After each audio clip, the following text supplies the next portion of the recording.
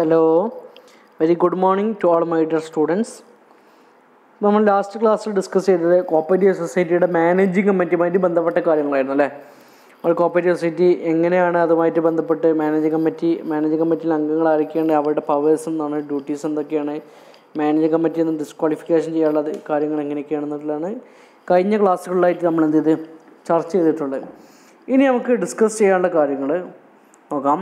ഒന്ന്, reservation four woman SC/ST in committee എന്നുള്ള കമ്മിറ്റിയിൽ, കോപ്പറേറ്റീവ് സൊസൈറ്റിയുടെ കമ്മിറ്റിയിൽ സ്ത്രീകൾക്കും SC/ST ഷെഡ്യൂൾഡ് കാസ്റ്റും ഷെഡ്യൂൾഡ് ട്രൈബിലും റിസർവേഷനുമായിട്ട് ബന്ധപ്പെട്ട കാര്യങ്ങൾ ഡിസ്കസ് ചെയ്യാനുള്ളത്. Section 28A provide, section 28A പ്രകാരം ഒരു കമ്മിറ്റിയിൽ ഒരു സീറ്റ് എന്താണ് സ്ത്രീകൾക്കും SC/ST മെമ്പേഴ്സിനും എന്താണ് റിസർവേഷൻ ചെയ്തിട്ടുണ്ട്. അപ്പോൾ എല്ലാ കമ്മിറ്റിയിലും എന്തുണ്ട്, ഒരു സീറ്റ് ആർക്ക് റിസർവേഷൻ ചെയ്തിട്ടുണ്ട്, വുമണ്ണും SC/ST ആളുകൾക്കും റിസർവേഷൻ ചെയ്തിട്ടുണ്ട്. It is not prevented them from being to be elected to non reserve seat of society. ഇനി ഇങ്ങനെ ഒരു സ്ത്രീയെ റിസർവേഷനുള്ള സീറ്റിലേക്ക് ഒരു സ്ത്രീയെ റെക്കമെൻഡ് ചെയ്തിട്ടുണ്ട് എന്ന് കരുതി ഒരു ബാക്കിയുള്ള സീറ്റുകളിലേക്ക് സ്ത്രീകളെ തിരഞ്ഞെടുക്കുന്ന എന്തില്ല, വിരോധമില്ല. അങ്ങനെ തിരഞ്ഞെടുക്കുന്ന എന്തില്ല, കുഴപ്പമില്ല, കാര്യമില്ല. അപ്പോൾ there is no problem to select woman or SC/ST candidate in other seats. മറ്റുള്ള സീറ്റുകളിലേക്ക് എന്ത് ചെയ്യുക, സെലക്ട് ചെയ്യുക, അതിന് പ്രശ്നമുള്ള കാര്യമില്ല. ഇനി no reservation for society exclusively for women or SC/STക്ക് വേണ്ടി അല്ലെങ്കിൽ വുമണിന് വേണ്ടിയിട്ടുണ്ടാക്കിയ പ്രത്യേക കോപ്പറേറ്റീവ് സൊസൈറ്റിയാണ്. അതിലെന്തില്ല, പ്രത്യേക റിസർവേഷനോ കാര്യങ്ങളോ എന്തില്ല, ആവശ്യമില്ല. കാരണം എന്താണ്, അത് അവർക്ക് വേണ്ടി ഉണ്ടാക്കിയ കോപ്പറേറ്റീവ് സൊസൈറ്റി തന്നെയാണ്. അപ്പോൾ അതിലേക്ക് എന്താ ആവശ്യമില്ല, സ്പെഷ്യൽ റിസർവേഷൻ്റെ ആവശ്യം ഇല്ല. ഓക്കെ, നെക്സ്റ്റ് ആണ് വളരെ ഇമ്പോർട്ടൻ്റ് ഉള്ള ഭാഗമാണ് state cooperative election commission. Section 28B പ്രകാരമാണ് സ്റ്റേറ്റ് കോപ്പറേറ്റീവ് ഇലക്ഷൻ കമ്മീഷൻ രൂപീകരിക്കുന്നത്.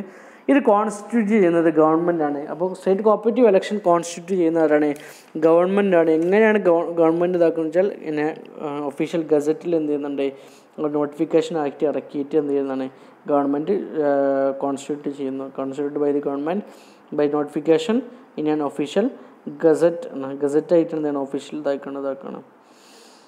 അപ്പോൾ ഇവരാണ് ഇത് പർപ്പസ് എന്ന് വെച്ചാൽ superintendence directions and control of the conduct of elections to the committees of all credit apex central and federal societies in the state. സ്റ്റേറ്റിലുള്ള എല്ലാ federal, apex, central and primary credit cooperative സൊസൈറ്റിയുടെ കമ്മിറ്റിയിലേക്കുള്ള election അത് control ചെയ്യുക, സൂപ്രണ്ടൻഡ് ചെയ്യുക, directions ചെയ്യുക. എന്താണ് ഇവരുടെ ലക്ഷ്യം. അപ്പോൾ പർപ്പസ് എന്താണെന്ന് ചോദിച്ചു കഴിഞ്ഞാൽ, എന്തിനാണ് സ്റ്റേറ്റ് കോപ്പറേറ്റീവ് ഇലക്ഷൻ കമ്മീഷൻ എന്ന് ചോദിച്ചാൽ, the purpose is behind establishment of state cooperative election is the superintendence directions and control of the conduct of election to the committees of all credit apex central and federal societies in the state. അപ്പോൾ സംസ്ഥാനത്ത് അല്ലെങ്കിൽ കേരളത്തിലുള്ള മുഴുവൻ cooperative സൊസൈറ്റീസിൻ്റെയും election control ചെയ്യുന്നതും അതിനാവശ്യമായിട്ട് directions കൊടുക്കുന്നതും അത് സൂപ്രണ്ടൻസ് ചെയ്യുന്നത് കാര്യം ചോദിച്ചു കഴിഞ്ഞാൽ അതാരാണ്, സ്റ്റേറ്റ് കോപ്പറേറ്റീവ് ഇലക്ഷൻ കമ്മീഷനാണ്. സാധാരണ ഇത് state cooperative election commission term, അത് കാലാവധി എന്ന് പറഞ്ഞാൽ 5 years, 5 വർഷത്തേക്കോ അല്ലെങ്കിൽ 62 years. മെമ്പേഴ്സിന് ആർക്കിന് 22 വയസ്സായി കഴിഞ്ഞാൽ അതോ അല്ലെങ്കിൽ 5 വർഷം. ഇപ്പോൾ ഒരാൾ 55ാമത്തെ വയസ്സിലാണ് അപ്പോയിൻമെൻറ്റ് ചെയ്തിട്ടുണ്ടെങ്കിൽ അയാൾക്ക് എന്ത് ചെയ്യും, 5 വർഷം 60 വയസ്സ് വരെ എന്ത് ചെയ്യും തുടർച്ചയായിട്ട് കമ്മിറ്റിയിൽ സ്റ്റേറ്റ് കോപ്പറേറ്റീവ് ഇലക്ഷൻ കമ്മീഷനിൽ എന്ത് ചെയ്യാം, അംഗമായിട്ടിരിക്കാം. ഇനി ഒരാൾ അപ്പോയിൻമെൻറ്റ് ചെയ്തത് 60ാമത്തെ വയസ്സിലാണെന്നുണ്ടെങ്കിൽ അയാൾക്ക് 2 വർഷമേ തുടരാൻ പറ്റുള്ളൂ, 62 വയസ്സ് വരെ പറ്റുള്ളൂ. അപ്പോൾ വിച്ച് ഈസ് ഏർലിയർ, ഏതാണോ ആദ്യം ആവുന്നത് അപ്പോൾ എന്ത് ചെയ്യണം, പിരിഞ്ഞ് പോകണം. ഇനി നമ്പർ ഓഫ് മെമ്പേഴ്സ്, എത്ര ആളുകളാണ് സ്റ്റേറ്റ് കോപ്പറേറ്റീവ് ഇലക്ഷനിൽ വെച്ച് കഴിഞ്ഞാൽ 3 ആളുകളാണ് ഉണ്ടാക്കുക. 3 ആളുകളിൽ കൂടാൻ പറ്റില്ല. അതിൽ ഒരാൾ എന്ത് ചെയ്യണം, അതിൽ ചെയർമാനാകും, ബാക്കിയുള്ള ആളുകൾ എന്ത് ചെയ്യണം, മെമ്പേഴ്സായിട്ടും ഉണ്ടായിരിക്കും. 1 among shall be the state chief commissioner ആയിക്കാരം, ഇലക്ഷൻ കമ്മീഷണർ ആയിരിക്കും ഒരാൾ. Not below the rank of secretary of the government. ഈ തിരഞ്ഞെടുക്കപ്പെടുന്ന ആൾ, അതായത് സ്റ്റേറ്റ് കോപ്പറേറ്റീവ് ഇലക്ഷൻ കമ്മീഷണർ ആകുന്ന ആൾ എന്ത് ചെയ്യാൻ പാടില്ല, ഗവൺമെൻറ്റിൽ സെക്രട്ടറിയുടെ റാങ്കിൽ കുറയാത്ത ആളായിരിക്കണം ഇലക്ഷൻ കമ്മീഷണർ. ഇനി അതേഴ്സ് 2 ആളുകൾ എന്ത് ചെയ്യുക, മെമ്പേഴ്സ് ആയിരിക്കും. അവരെന്ത് ചെയ്യുക, office of cooperative department not below the rank of additional registrar റാങ്കിൽ കുറയാത്ത ആളുകളായിരിക്കും അവരും ആയിരിക്കേണ്ടത്. അപ്പോൾ ഇത്തരം കാര്യങ്ങളാണ് സ്റ്റേറ്റ് കോപ്പറേറ്റീവ് ഇലക്ഷനുമായിട്ട് ബന്ധപ്പെട്ട് government of India, government constitute ചെയ്യുന്ന കമ്മിറ്റിയാണ് എങ്ങനെയാണ് by declaration given and notification in official gazette. Official gazette ഒരു നോട്ടിഫിക്കേഷൻ ഡിക്ലെയർ ചെയ്തിട്ടാണ് എന്ത് കമ്മിറ്റിയെ എസ്റ്റാബ്ലിഷ് ചെയ്യുന്നത്. പർപ്പസ് എന്ന് വെച്ച് കഴിഞ്ഞാൽ സ്റ്റേറ്റിലുള്ള federal cooperative all type of credit central apex federal സൊസൈറ്റീസിൻ്റെ എലക്ഷൻ കണ്ടക്ട് ചെയ്യുന്നതുമായിട്ട് ബന്ധപ്പെട്ട കാര്യങ്ങൾ സൂപ്പറിൻഡ് ചെയ്യുക, കൺട്രോൾ ചെയ്യുക, ഡയറക്ഷൻസ് കൊടുക്കുക എന്നുള്ളതാണ് അതിൻ്റെ ലക്ഷ്യമായിട്ട് പറയുന്നത്. കാലാവധി 5 വർഷത്തേക്കാണ് നിയമിക്കുന്നത്. 62 വയസ്സാണ് ടൈം എന്ന് പറഞ്ഞു കഴിഞ്ഞാൽ. ഏതാണ് 3 ആളുകളായിരിക്കും അംഗങ്ങളായിട്ടുണ്ട്, ഒരാൾ ചെയർമാനും മറ്റുള്ളവർ മെമ്പേഴ്സായിട്ട്. ഓക്കെ, ഇനി നമുക്ക് നോക്കാനുള്ളത് procedure regarding conduct of election to the cooperative to the managing committee of societies to the MC എന്ന് പറഞ്ഞാൽ മാനേജിംഗ് കമ്മിറ്റി ഓഫ് സൊസൈറ്റി. അപ്പോൾ എങ്ങനെയാണ് procedure regarding conduct of election to the managing committee of society? ഒരു cooperative സൊസൈറ്റീസിൻ്റെ managing കമ്മിറ്റിയിലേക്കുള്ള election എങ്ങനെയാണ് എന്നുള്ളതാണ് discuss ചെയ്യുന്നത്. ശ്രദ്ധിക്കുക. ഫസ്റ്റ് പോയിന്റ് പറഞ്ഞാൽ ഡെസിഷൻ ടു കണ്ടക്ട് എലക്ഷൻ നടത്താൻ വേണ്ടിയിട്ട് തീരുമാനിക്കുക. ഡെസിഷൻ ടു കണ്ടക്ട് എലക്ഷൻ നടത്താൻ വേണ്ടിയിട്ട് എന്ത് ചെയ്തു തീരുമാനിച്ചു. The committee has to meet at least 60 days in advance. എന്ത് ചെയ്യേണ്ടി വരും? 60 ദിവസം മുമ്പെങ്കിലും എന്ത് ചെയ്യേണ്ടി വരും? Committee has to meet at least 60 days in advance. ഇലക്ഷൻ്റെ 60 ദിവസം മുമ്പെങ്കിലും അതുമായിട്ട് ബന്ധപ്പെട്ട കാര്യങ്ങൾ എന്ത് ചെയ്യണം? സ്റ്റാർട്ട് ചെയ്യണം. Decide the date and place of general body. എന്നിട്ട് ജനറൽ ബോഡിയിലാണ് എന്ത് ഇലക്ഷൻ കണ്ടക്ട് ചെയ്യുന്നത്. അപ്പോൾ എന്ത് ചെയ്യേണ്ടി വരും? അതുമായിട്ട് ബന്ധപ്പെട്ട് സ്ഥലം, പ്ലേസ്, ഡേറ്റ് എന്ത് തന്നെ കണ്ടക്ട് ചെയ്യേണ്ടി വരും. The decision is to be communicate to the registrar within a week by registered post. അങ്ങനെ അവർ തീരുമാനിച്ചു കഴിഞ്ഞാൽ ആ തീരുമാനം ഒരാഴ്ചക്കകം എന്തായിട്ടും ആരെ അറിയിക്കണം? രജിസ്ട്രാർ അറിയിക്കണം ബൈ രജിസ്റ്റേർഡ് പോസ്റ്റ് എന്തിനാണെന്ന് വെച്ച് കഴിഞ്ഞാൽ അപ്പോഴേ എന്തുണ്ടാവും? തെളിവുണ്ടായിരിക്കും, എവിഡൻസ് ഉണ്ടായിരിക്കുള്ളൂ. അതുകൊണ്ടാണ്. Then appointment of returning officer. അങ്ങനെ ഇലക്ഷൻ നടത്താൻ വേണ്ടിയിട്ട് തീരുമാനമെടുത്തു കഴിഞ്ഞാൽ നെക്സ്റ്റ് ആണെന്ത്? അപ്പോയിൻമെൻറ്റ് ഓഫ് റിട്ടേണിംഗ് ഓഫീസർ എന്ത് ചെയ്യും? അപ്പോയിൻമെൻറ്റ് ചെയ്യും. അപ്പോൾ റിട്ടേണിംഗ് ഓഫീസർ അപ്പോയിൻമെൻറ്റ് ചെയ്യാനുള്ള അധികാരമാർക്കാണ്? രജിസ്ട്രാർക്കാണ്. അപ്പോൾ registrar will appointed by registrar to conduct election conduct ചെയ്യാൻ ആര് തീരുമാനിക്കും? ആരാണ് ഇതാക്കുന്നത്? രജിസ്ട്രാറാണ്. അപ്പോൾ റിട്ടേണിംഗ് ഓഫീസർ അപ്പോയിൻമെൻറ്റ് ചെയ്യുന്നത്. അപ്പോൾ ഇലക്ഷൻ കണ്ടക്ട് ചെയ്യാനുള്ള അധികാരം ആർക്കാണ്? റിട്ടേണിംഗ് ഓഫീസർക്കാണ്. റിട്ടേണിംഗ് ഓഫീസർ അപ്പോയിൻറ്റ് ചെയ്യാനുള്ള അധികാരം രജിസ്ട്രാർക്കാണ്.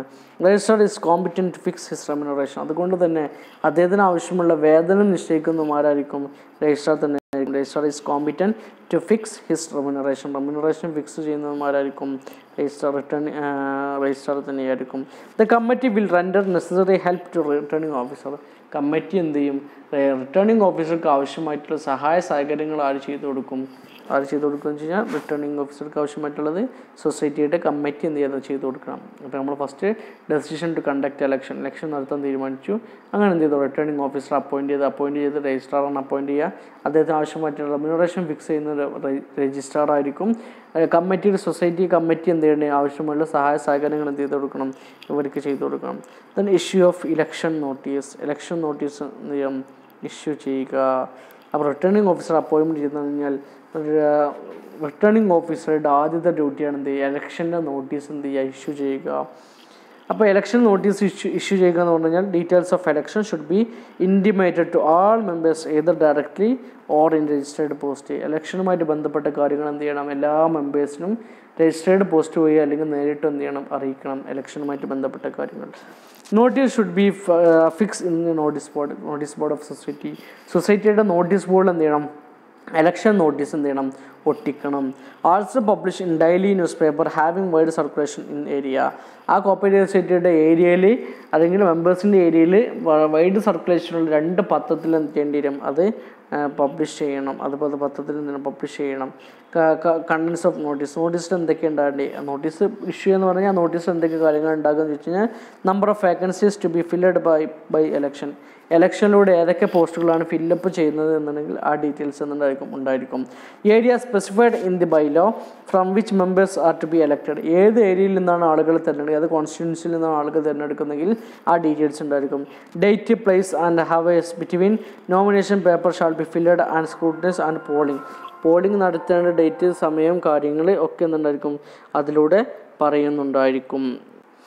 പറഞ്ഞത് date, place and hours between nomination paper shall be filled and scrutinized and polling. അതായത് നമ്മൾ എവിടെ വെച്ചിട്ടാണ്, ഏത് ഡേറ്റിലാണ് നമ്മൾ അപേക്ഷ സ്വീകരിക്കുന്നത്, എവിടെ വെച്ചിട്ടാണ് സ്വീകരിക്കുന്നത്, ഏത് സമയത്ത് അപേക്ഷ നോമിനേഷൻ പേപ്പർ സബ്മിറ്റ് ചെയ്യണം. അപ്പോൾ നോമിനേഷൻ കൊടുക്കേണ്ട സമയം, ഡേറ്റ്, സ്ഥലം, സമയം.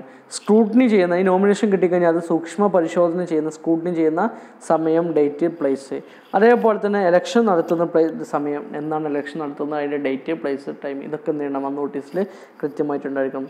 Last date of withdrawal date ഉണ്ടാവും. ലാസ്റ്റ് ഡേറ്റ് ഓഫ് വിഡ്രോവൽ ചെയ്യേണ്ട ലാസ്റ്റ് ഡേറ്റ് എന്താണോ ആ ഡേറ്റും ഉണ്ടായിരിക്കണം. നെക്സ്റ്റ് ആണ് പബ്ലിക്കേഷൻ ഓഫ് വോട്ടേഴ്സ് ലിസ്റ്റ്. ആണ് നോട്ടീസ് ഇറക്കി കഴിഞ്ഞാൽ ഫസ്റ്റ് ഇതാണ് പ്രിലിമിനറി വോട്ടർ ലിസ്റ്റ് എന്ത് ചെയ്യണം, പബ്ലിഷ് ചെയ്യണം. Publication of voter list.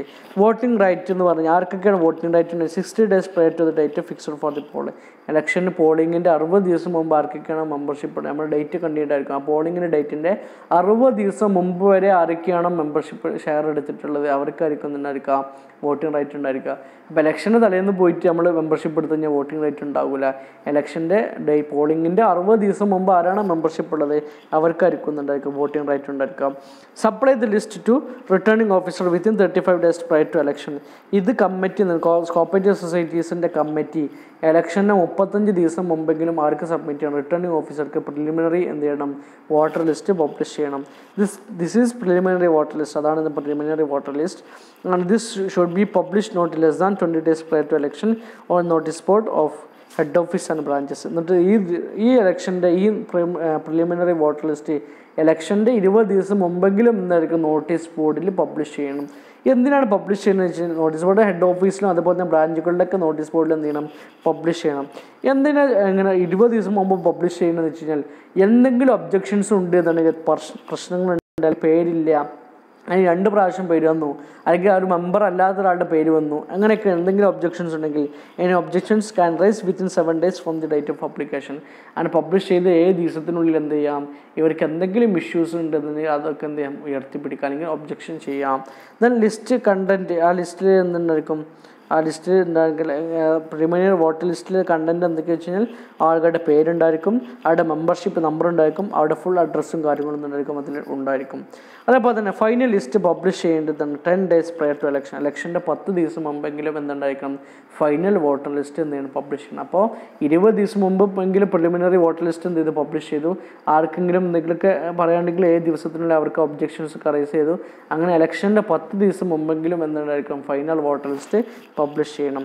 ഈ ഫൈനൽ വോട്ടർ ലിസ്റ്റ് എന്തുണ്ടായിരിക്കും, അതിൻ്റെ copy can be circulated to members by payment of fees. അവർ പൈസ കൊടുത്തു കഴിഞ്ഞാൽ അവർക്ക് എന്ത് ചെയ്യാം, എല്ലാ മെമ്പേഴ്സിനും അതിൻ്റെ കോപ്പി എന്ത് ചെയ്യാം, നൽകാവുന്നതാണ് എന്നാണ്. അങ്ങനെ വോട്ടർ ലിസ്റ്റ് പബ്ലിഷ് ചെയ്ത് കഴിഞ്ഞാൽ നെക്സ്റ്റ് ആണെന്ത്, നോമിനേഷൻ സമർപ്പിക്കുക എന്നുള്ളത്. ഫയലിംഗ് നോമിനേഷനാണ് കൊടുക്കുന്നത്. Prescribed form at free of cost. ആ ഒരു ഫോം ഉണ്ട്, അത് ആർക്കൊക്കെയാണ് ആഗ്രഹമുള്ള അവർക്കൊക്കെ എന്ത് ഫ്രീ ഓഫ് കോസ്റ്റിൽ എന്ത് ചെയ്യും, വിതരണം ചെയ്യുന്നതാണ്. Every nomination shall be signed by 1 proposer and 1 seconder. എല്ലാ നോമിനേഷൻ പേപ്പറിലും ഒരു പ്രപ്പോസറും ഉണ്ടായിരിക്കണം, അതുപോലെ തന്നെ ഒരു സെക്കൻഡർ ഉണ്ടായിരിക്കണം. അവർ സൈൻ ചെയ്തിരിക്കണം. 2 പേര് എന്തുണ്ടായിരിക്കണം, നോമിനേഷൻ പേപ്പറിൽ സൈൻ ചെയ്തിരിക്കണം. Declaration and affidavit signed by candidate express his willingness എന്നുണ്ടായിരിക്കണം. അതിൽ സത്യപ്രസ്താവന വേണം. ഓരോ കാൻഡിഡേറ്റും ഞാൻ സ്വയം മത്സരിക്കുകയാണ്, സ്വയം സമ്മതപ്രകാരം മത്സരിക്കുകയാണെന്നുള്ള അഫിഡവിറ്റ് എന്നുണ്ടായിരിക്കണം, അതിൽ സൈൻ ചെയ്തിരിക്കണം. Nomination shall be present before returning officer by person or registered post either by candidate or proposer or seconder. Nomination എങ്ങനെയാണ് സമർപ്പിക്കേണ്ടത് വെച്ച് കഴിഞ്ഞാൽ റിട്ടേണിംഗ് ഓഫീസർക്ക് മുമ്പാകെ സമർപ്പിക്കണം. എങ്ങനെ കൊടുക്കേണ്ടത് വെച്ച് കഴിഞ്ഞാൽ ഒന്നെങ്കിൽ നേരിട്ട് കൊണ്ടുപോയി കൊടുക്കാം, ഒന്നെങ്കിൽ കാൻഡിഡേറ്റ് നേരിട്ടോ അല്ലെങ്കിൽ സെക്കൻഡർ നേരിട്ടോ അല്ലെങ്കിൽ പ്രപ്പോസൽ നേരിട്ടോ കൊടുക്കാം. അല്ലെങ്കിൽ ഇവർ ആരെങ്കിലും എന്ത് ചെയ്യും, രജിസ്റ്റേർഡ് പോസ്റ്റ് വഴിയോ സെൻഡ് ചെയ്യാവുന്നതാണ്. It should B reach returning officer before specified time. Light will be rejected. നമ്മൾ സമയം വെച്ചു. ആപ്ലിക്കേഷൻ സമർപ്പിക്കേണ്ടത് ഉച്ചക്ക് 12 മണിക്ക് മുമ്പ് എത്തണമെന്ന് പറഞ്ഞു കഴിഞ്ഞാൽ ഉച്ചക്ക് 12 മണിക്ക് മുമ്പേ എത്തുന്നതിന് സ്വീകരിക്കുള്ളൂ. 1 മണിയായി കഴിഞ്ഞാൽ എന്ത് ചെയ്യില്ല, അത് അക്സെപ്റ്റ് ചെയ്യില്ല, അത് റിജക്റ്റ് ചെയ്യപ്പെടുന്നതാണ്. അപ്പോൾ സമയം പറഞ്ഞിട്ടുണ്ടെങ്കിൽ, ഡേറ്റും സമയമൊക്കെ പറഞ്ഞിട്ടുണ്ടെങ്കിൽ ആ സമയത്തിന് മുമ്പ് കൃത്യമായിട്ട് എന്താണ് അപേക്ഷ എത്തിക്കണം. ലേറ്റായിട്ട് വരുത്തുന്നത് റിജക്റ്റ് ചെയ്യുന്നതാണ്. Returning officer സീരിയലി noting with date and timing and give acknowledgement for the receipt. Returning officer അപേക്ഷ കിട്ടിക്കഴിഞ്ഞാൽ, നോമിനേഷൻ സ്വീകരിച്ചു കഴിഞ്ഞാൽ എന്തായിരിക്കണം, അത് കൃത്യമായിട്ട് നോട്ട് ചെയ്ത് നമ്പർ ചെയ്ത് ഡേറ്റ് ടൈമൊക്കെ വെച്ചിട്ട് അത് കൃത്യമായിട്ട് രജിസ്റ്ററിൽ മാർക്ക് ചെയ്യണം. ആ മാർക്ക് ചെയ്തിട്ട് എന്ത് ചെയ്യണം, ഈ കിട്ടിയതിന് ഒരു അക്നോളജ്മെൻറ്റ് റെസിപ്റ്റും എന്ത് ചെയ്യണം, സമർപ്പിക്കണം എന്നുള്ളതാണ് പറഞ്ഞത്. ഓക്കെ, ഇതാണ് നോമിനേഷൻ ഫയൽ ചെയ്യുന്നതുമായിട്ട് ബന്ധപ്പെട്ട്. ഇനി അടുത്ത് നോമിനേഷൻ ഫയൽ ചെയ്ത് കഴിഞ്ഞാൽ അടുത്താണ് scrutiny of nomination paper. Nomination paper എന്ത് ചെയ്യണം, സ്ക്രൂട്ടിനി ചെയ്യണം, അത് സൂക്ഷ്മ പരിശോധന ചെയ്യണം. Scrutiny returning officer make scrutiny, returning ഓഫീസറാണ് എന്ത് ചെയ്യുക, സ്ക്രൂട്ടിനി ചെയ്യുന്നത്. Candidates or proposer or seconder may be present at the time. Candidate നേരിട്ടോ അല്ലെങ്കിൽ അതിൻ്റെ പ്രപ്പോസറോ അല്ലെങ്കിൽ സെക്കൻഡർക്ക് എന്ത് ചെയ്യുക, സ്ക്രൂട്ടിനിയുടെ സമയത്ത് ഹാജരാകുന്നതാണ്. May be present at the time. He can reject nomination on valid reason on his motion or raised by member. ഇനി ഇങ്ങനെ സ്ക്രൂട്ടിനൈസ് ചെയ്യുന്ന സമയത്ത് വല്ല പ്രശ്നങ്ങൾ കണ്ടു കഴിഞ്ഞാൽ അതെന്ത് ചെയ്യുക, റിട്ടേൺ ഓഫീസർക്ക് അത് എന്ത് ചെയ്യുക, അപേക്ഷ തള്ളാനുള്ള റിജക്റ്റ് ചെയ്യാനുള്ള അധികാരമുണ്ട്. ഇനി ഇയാൾ കണ്ടില്ല, ഇത് നോക്കുന്ന സമയത്ത് വേറെ മെമ്പറാണ് അല്ലെങ്കിൽ ഏതെങ്കിലും മെമ്പേഴ്സും രജിസ്റ്റർ ചെയ്തിട്ടുണ്ടെങ്കിൽ നമ്മൾ പറഞ്ഞ നേരത്തെ ഇപ്പോൾ സെക്കൻഡറോ പ്രപ്പോസറോ ഈ കാൻഡിഡേറ്റൊക്കെ എന്താ ഹാജരാൻ പറ്റും. അവരാണ് പ്രശ്നം കണ്ടത്, ഇയാൾക്ക് എന്ത് ചെയ്യാൻ ചെക്ക് ചെയ്തിട്ട് അത് റിജക്റ്റ് ചെയ്യാവുന്നതാണ്. Returning officer can adjourn the scrutiny when it is subjected by right or breach of peace. അല്ലെങ്കിൽ റിട്ടേണിംഗ് ഓഫീസർക്ക് എന്ത് ചെയ്യാം, ഇത് ഒഴിവാക്കാം, പിരിച്ചുവിടാം, സ്ക്രൂട്ടിനി എന്ത് ചെയ്യാം, ഒഴിവാക്കാം, പിരിച്ചുവിടാവുന്നതാണ്. എങ്ങനെയാണെങ്കിൽ വല്ല കലാപം ഉണ്ടായിക്കഴിഞ്ഞു അല്ലെങ്കിൽ സമാധാന അന്തരീക്ഷത്തിന് നല്ല പ്രശ്നം ഉണ്ടായിക്കഴിഞ്ഞാൽ, പ്രശ്നമായി അടിയായി പ്രശ്നങ്ങളൊക്കെ ആയി കലഹങ്ങളൊക്കെ ആയി കഴിഞ്ഞാൽ എന്ത് ചെയ്യാം, റിട്ടേണിംഗ് ഓഫീസർക്ക് അഡ്ജേൺ ചെയ്യാനുള്ള അധികാരമുണ്ട്.